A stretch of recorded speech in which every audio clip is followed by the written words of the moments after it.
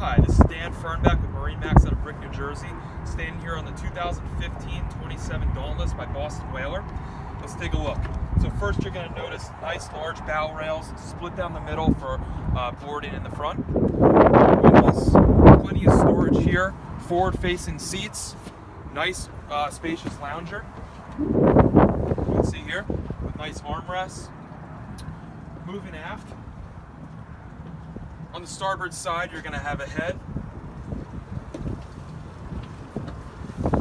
leaning post with individual seat option, twin Simrad screens, vessel view, twin engine Mercury 200s,